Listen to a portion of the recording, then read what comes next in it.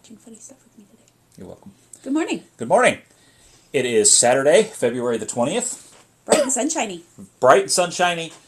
Wear your sunglasses to go outside because that light coming off that snow is going to just, you'll see spots. Yep, So, you will. Even coming in through the window sometimes it's a little strong.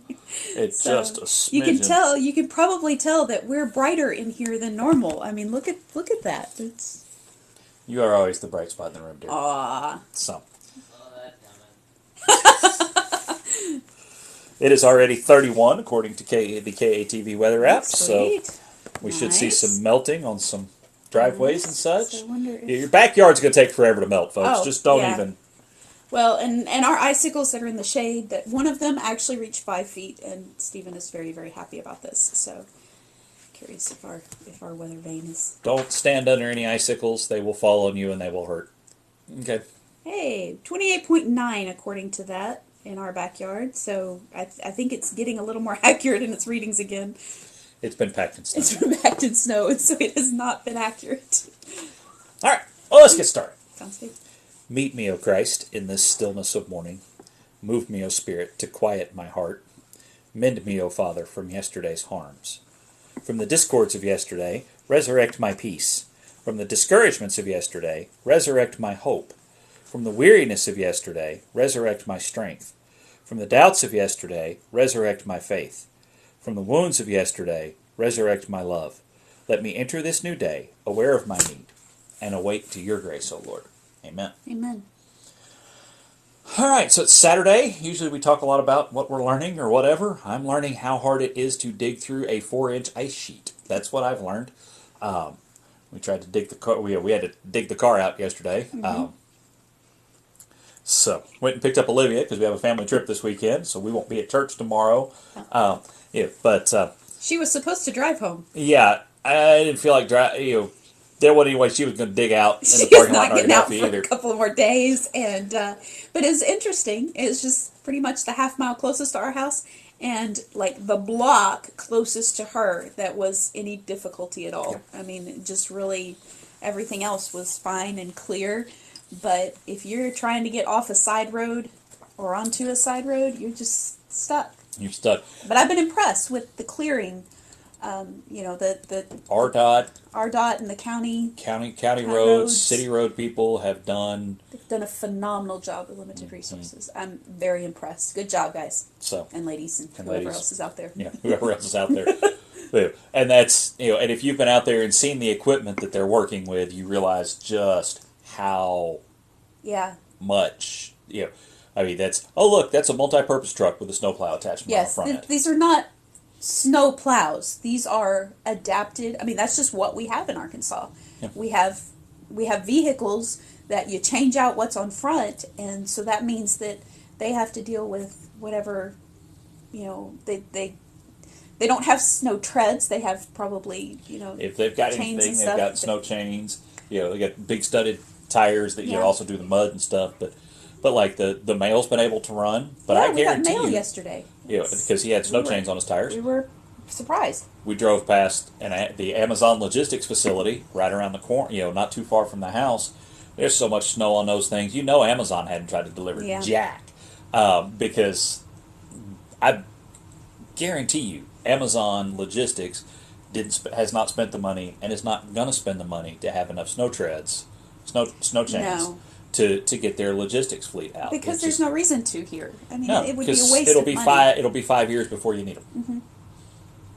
And then by the time, if you went out and bought them next week, by the time you actually used them, you'd discover that they were rusty and useless, and it was just a complete waste. Because it'd be 5 years, 10 years before they're needed. But so be patient with your deliveries and realize that I understand that some are time critical, but you can. Just be patient because it's not really worth. Be it's patient not worth with their lives and with your deliveries. Be patient with your grocery store. Because and be patient with other people. That person that just walked out of there with the last loaf of bread probably doesn't have any bread at their house either. So they're not trying to be mean by taking the last one. Somebody's got to buy the last gallon of milk in the store. I was about to say, if you had been that person, you would have gone ahead and picked it up because you needed it. So. So now you see somebody rolling out of there with 40 loaves of bread. Maybe you can give them a stink eye, but then you discover that they're equipping a homeless shelter or a church that's sheltering a bunch of people with no power, and then maybe you should feel a little guilt. But continue to be praying for Texas and such with their chaos. Meanwhile, if you have, let's see, flour, water, oil, salt, that kind of thing, I can send you I can send you a good, Mm-hmm. loaf bread recipe from our artisan bread Yeah, book. that's true.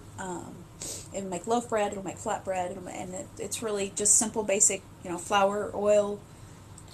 And some of y'all, you still got a bread machine in the top of the closet that you've been meaning to get rid of. Bust Pull that it sucker out. out. Pull it out, make yourself a loaf of bread, it'll be alright. Same way.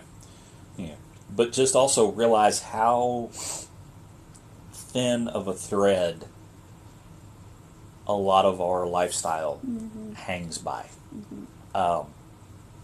They talk about in Texas that some of the stuff that they just went ahead and shut off wholesale prevented what they say the damage would have been that had they let it go even too many more minutes, the damage would have been so bad that it may have taken months to repair because it would have caused things to catch fire and Wow. various other types of problems, which it still kind of drives, raises this question, and that is, are there not circuit breakers that should, even if you had to physically reset the circuit breaker, but like anything else, it's probably like your average computer. Your average computer has a fuse in the power supply that will gladly allow the $400 motherboard to sacrifice itself to save that $2 fuse. Yeah. And so probably, computers are that way, power stations probably that way too. So, But just how thin of a thread, because once that snaps, power goes down, then the natural gas doesn't pump, then the water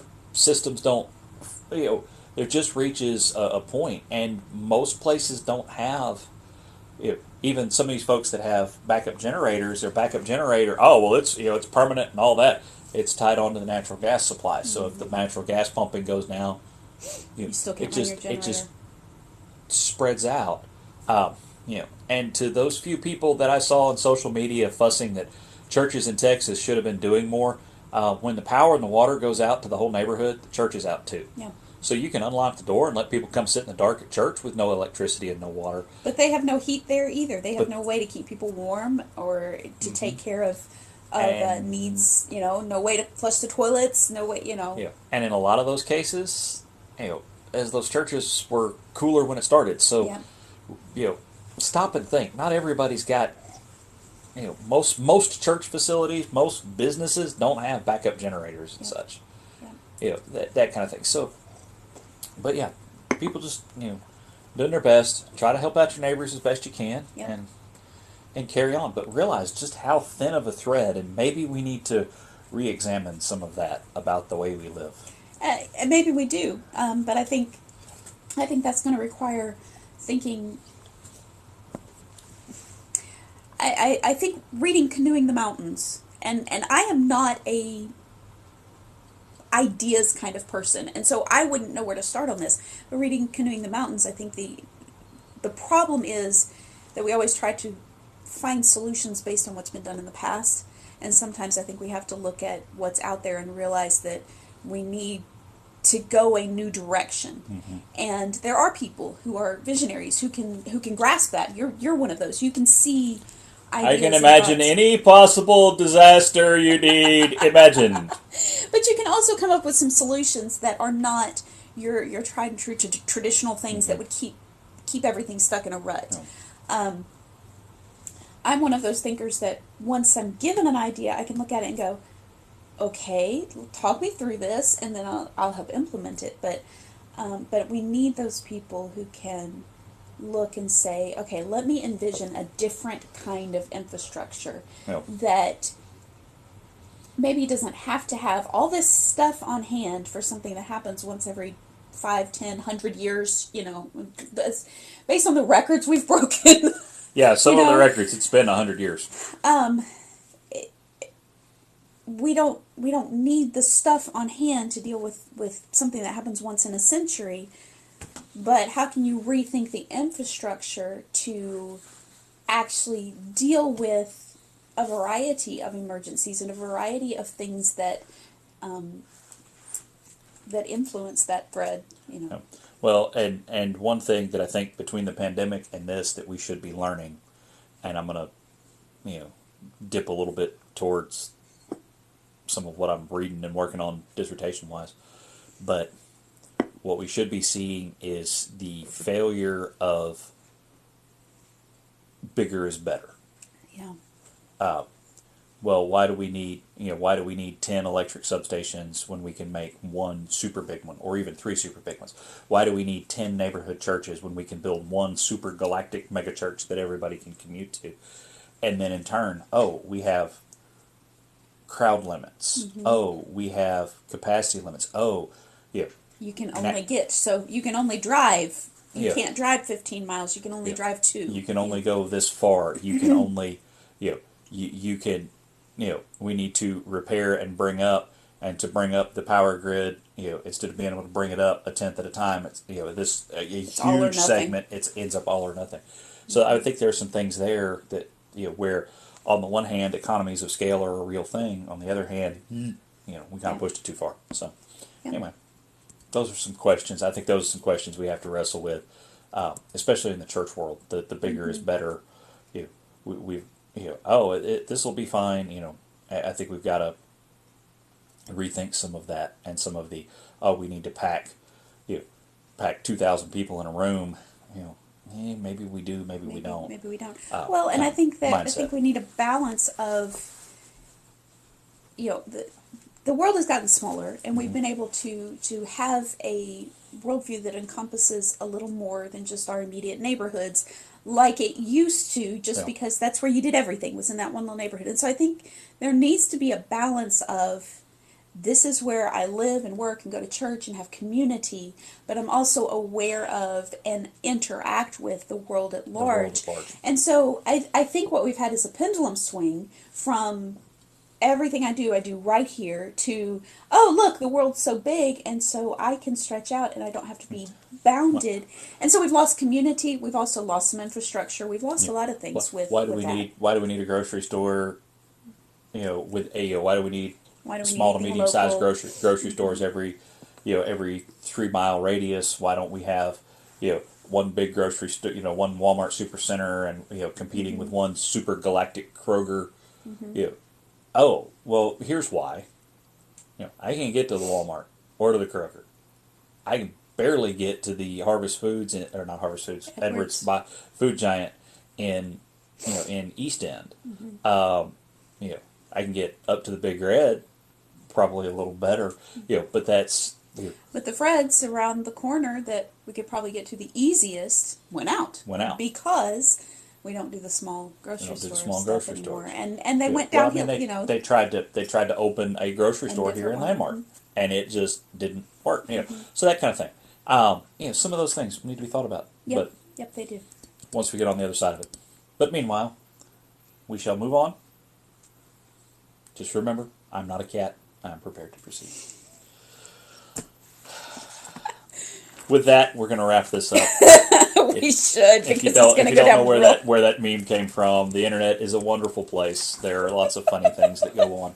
Use the internet for fun. Yes. Don't use it to argue. Don't use it to get into debates. Don't use it, just give up on all of that. And use it to find, on Twitter, the cats... Place where cats shouldn't be. Place where cats shouldn't be. Hilarious. And follow the National Weather Service in Little Rock, and get to know Tarmac. I mean, you can't get better than cats. That's right. The internet exists for cats. Well, they're cute. Even if you don't like cats, I mean, these things are cute. And they don't make you sneeze because they're only pictures. Anyway, Psalm 24. Thank you, son. The earth and everything in it, the world and its inhabitants. Sorry, Psalm of David. The earth and everything in it, the world and its inhabitants belong to the Lord. For he laid its foundations on the seas and established it on the rivers. Who may ascend the mountain of the Lord? Who may stand in his holy place?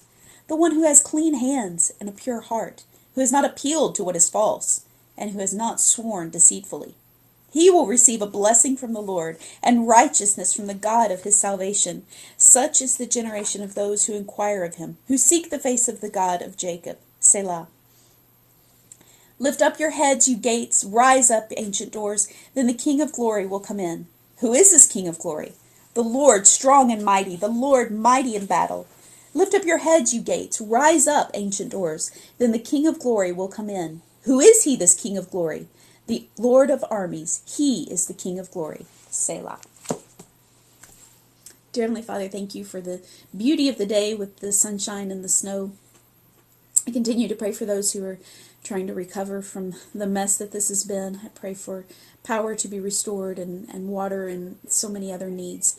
Father, I thank you that you do take care of us. I thank you that you shine your truth and your love to us. In your holy name I pray. Amen. Amen.